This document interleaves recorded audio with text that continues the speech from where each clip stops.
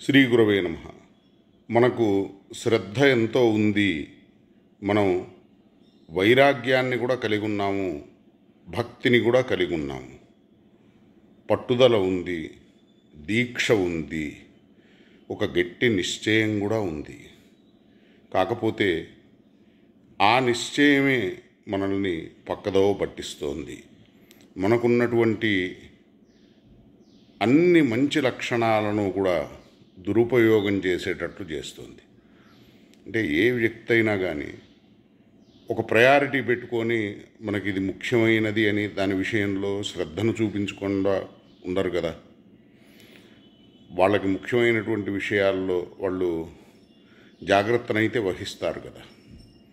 అట్లానే మరి ఇది ముఖ్యమైనది అన్నప్పుడు మిగిలిన వాటికంటే దీనికి ఎక్కువ ప్రాధాన్యాన్ని కూడా ఇస్తారు కదా. మరి సమస్య ఎక్కడొస్తోంది అంటే, నాకు కావలసిన ఆనందం, సుఖం సంసారంలోనే ఉంది, సంసారంలోనే ముడిపడి ఉంది అనుకోవటం. అంటే ఇంకెక్కడో లేదు, ఈ సంసారంలోనే, ఈ ప్రకృతిలోనే నేను పొందాలనుకునేటువంటి సుఖాన్ని పొందగలుగుతాను అని. వాస్తవం ఏంటంటే, ప్రకృతితో ఈ శరీరాన్ని భగవంతుడు నిర్మించాడు. అంటే ఈ శరీరం అనేది పాంచభౌతికమైనది, ప్రాకృతమైనది. ఈ శరీరాన్ని రక్షించడానికి మాత్రమే ప్రకృతి ఉపకరిస్తుంది. ప్రకృతిని ఉపయోగించుకొని శరీరాన్ని కాపాడుకొని ఆ శరీరంతో సాధన చేయడమే జీవుడి యొక్క ప్రధానమైన లక్ష్యం, ప్రయోజనం.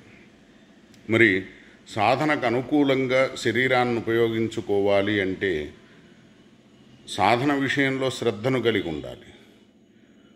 పారమార్థిక లాభానికి సంబంధించి కానీ, శాశ్వతమైన ఆనందాన్ని పొందే విషయంలో కానీ నిశ్చయాన్ని కలిగి ఉండాలి.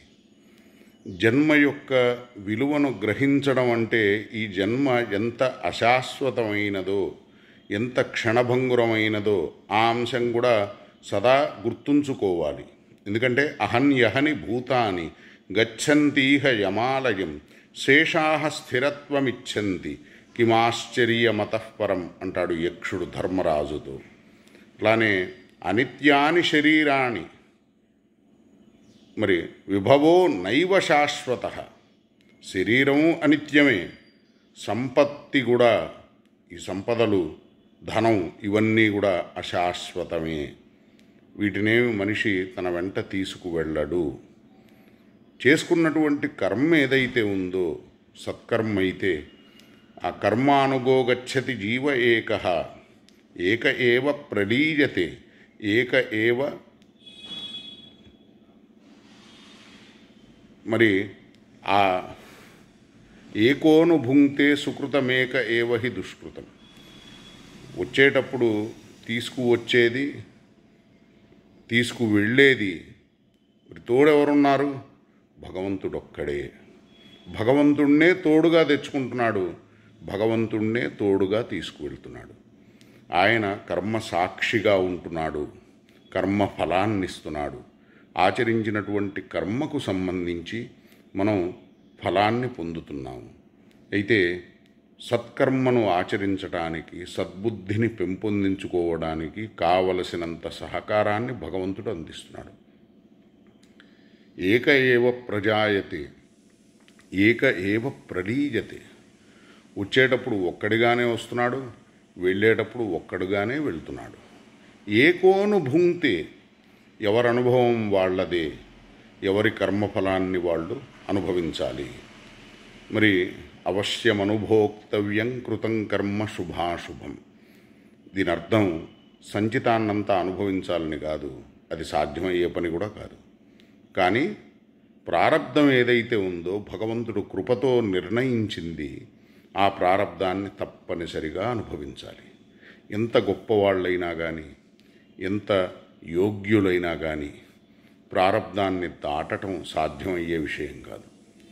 వాస్తవంగా మహాపురుషులు తలుచుకుంటే ప్రారబ్ధాన్ని దాటగలరు, కానీ భగవంతుడి యొక్క నిశ్చయాన్ని, భగవంతుడి యొక్క నిర్ణయాన్ని వాళ్ళు దాటరు. వాళ్ళు సంతోషంగా ప్రారబ్ధాన్ని అనుభవిస్తారు, కష్ట సుఖాలను సమానంగా స్వీకరిస్తారు.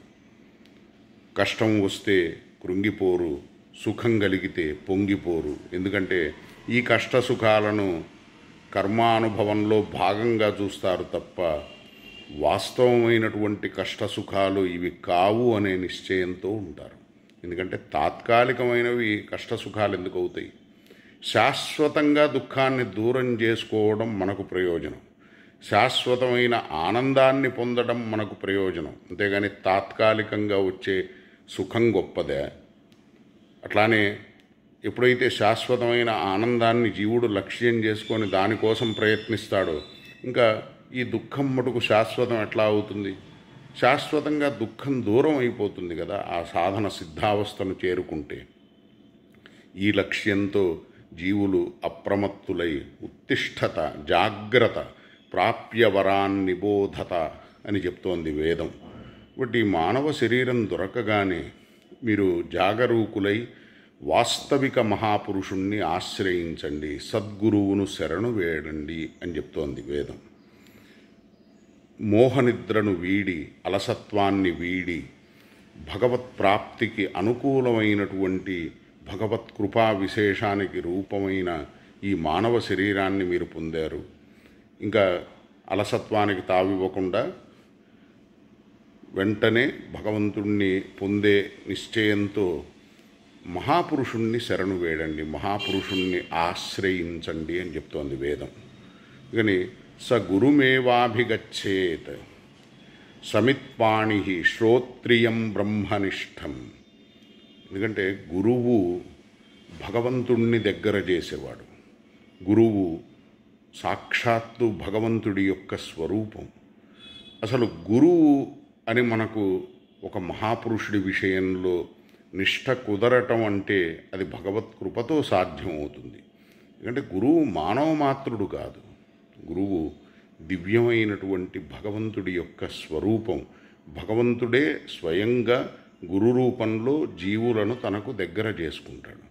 కానీ గురు వేదాంత వాక్యేషు దృఢో విశ్వాస శ్రద్ధ అంటారు శంకరుల వారు.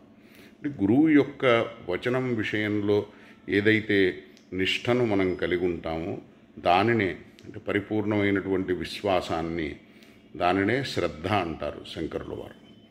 ఇట్లా మనకి భగవంతుడు ఎంతో ఉపకారం చేస్తున్నాడు. కావలసినటువంటి జ్ఞానాన్ని మహాపురుషుల ద్వారా అందజేస్తున్నాడు. అయితే మనం వినని విషయాలు కాదు, తెలుసుకోని విషయాలు కాదు. ఎన్నో సందర్భాల్లో మనం ఎంతో సత్సంగాన్ని చేశాం.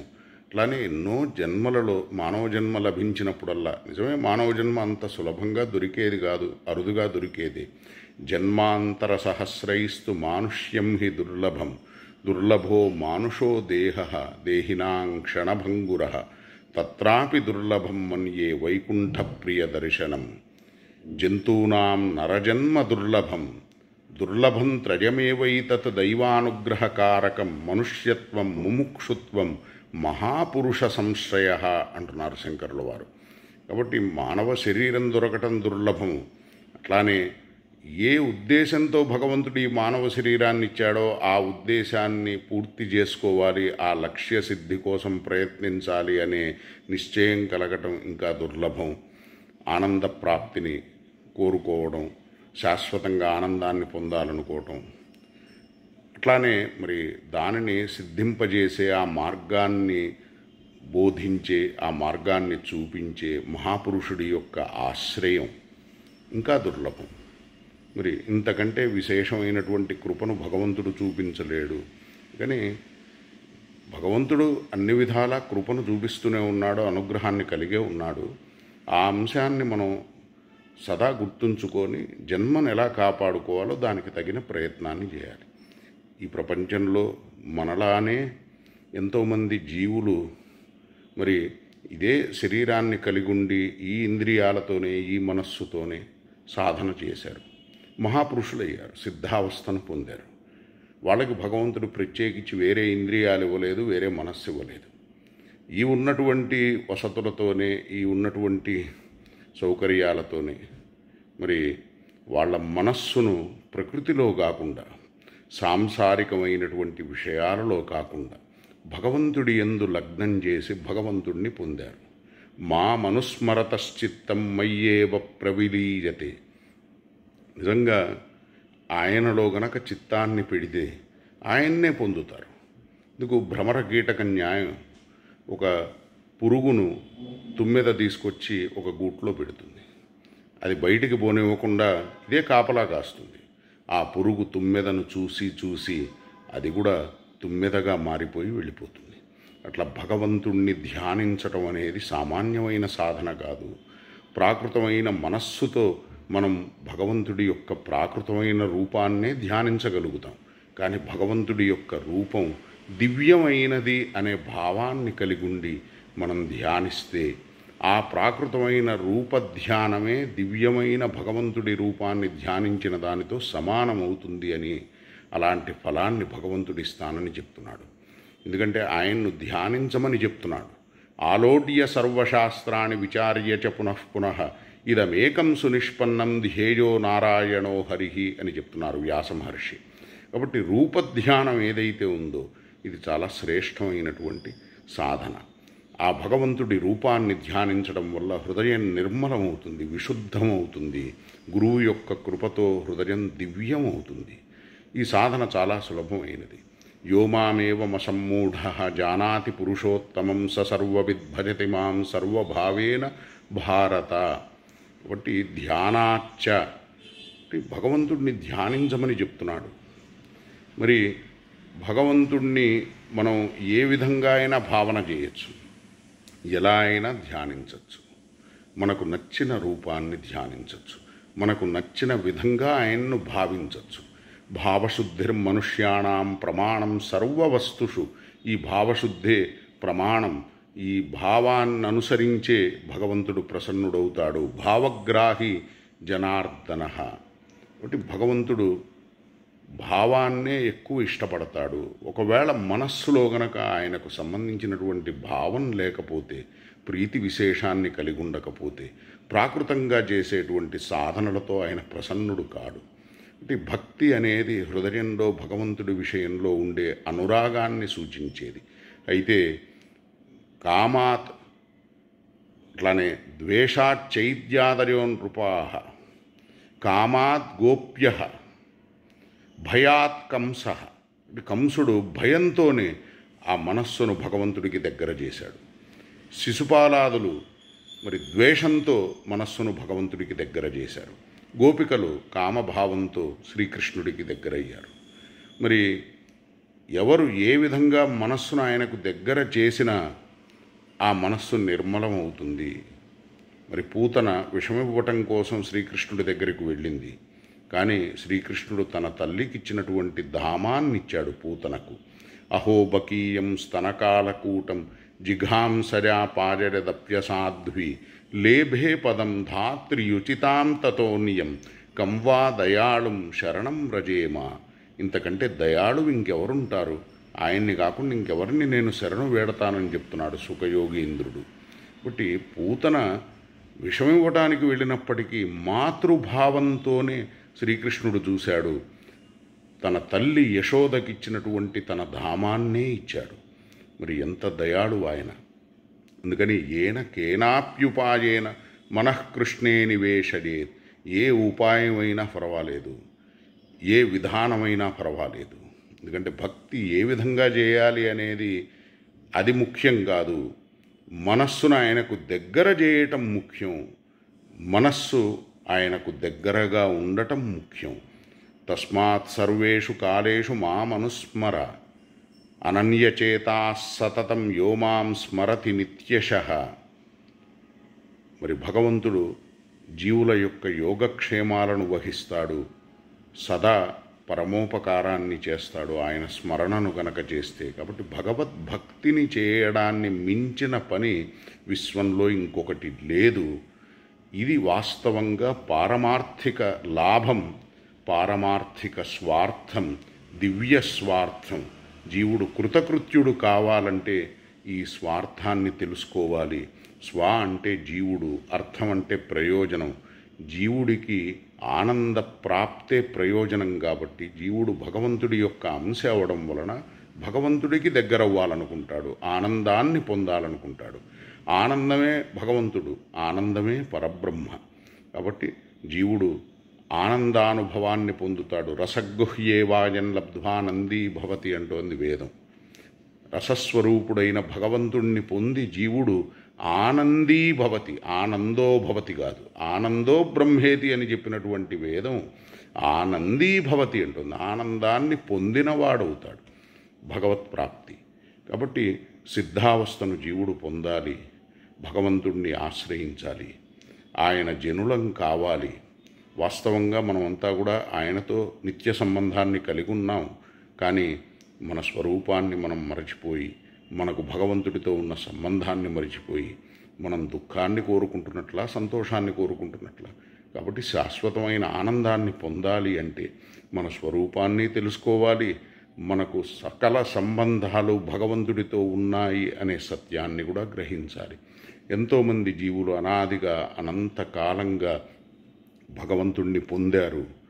అట్లానే ఎంతోమంది జీవులు భగవత్ ప్రాప్తిని లక్ష్యం చేసుకొని పొందుతారు కూడా.